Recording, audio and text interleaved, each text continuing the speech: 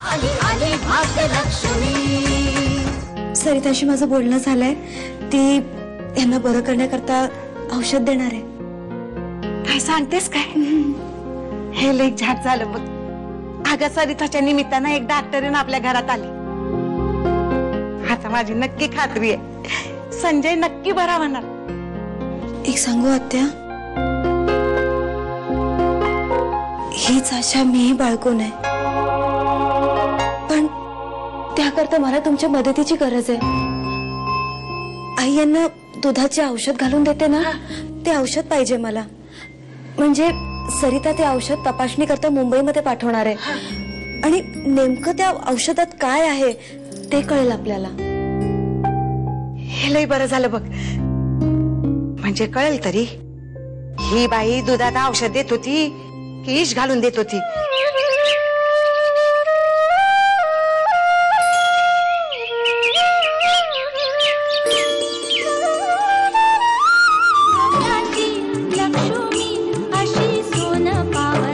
या कार्टीची एवढी हिम्मत, हिला पूजा करायची नाही म्हटलं तर हिने माझ्या सांगण्यात स्वतःची वेगळी तुळस लावली। चल ठेवीतेस ते।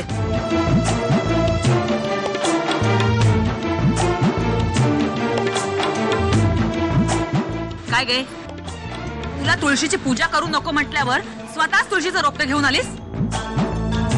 नाही आई, मी हे मुद्दाम नाही केलं, यांनीच मला तुळशीचं रोपटं आणून दिलं।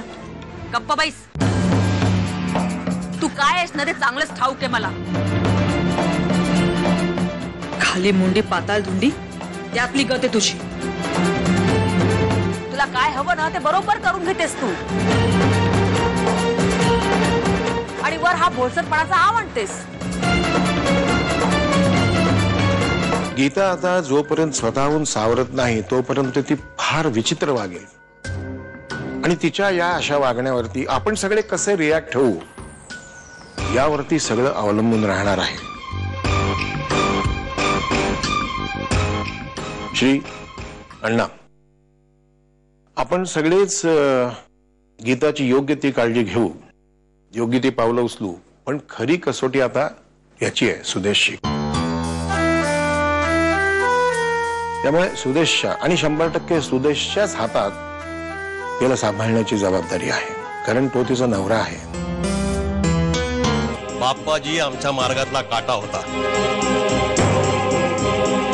पण तो काटा दूर करण्याचा मार्ग योग्य नव्हता। गावातलं राजकारण गावातच ठेवा सांगितलं होतं ना।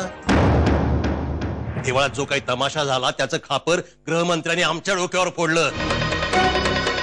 आम्ही निष्क्रिय आहोत हे सिद्ध झालंय। आमची राजकीय कारकीर्द सुद्धा धोक्यात आली आहे। पण धनाजीराव, काशीचा उद्देश असा मुळीच नव्हता।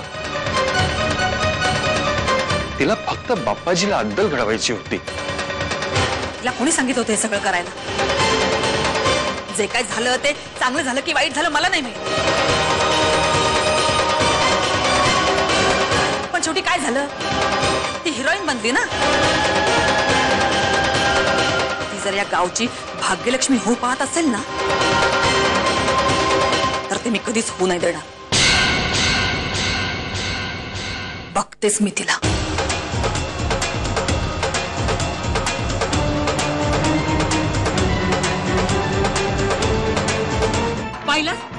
पाहिलास सगळीकडे तुझा उधू उधू चाललं।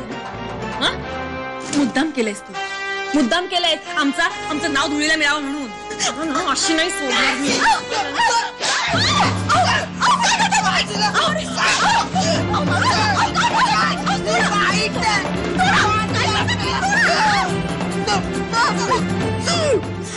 काय करताय तुम्ही?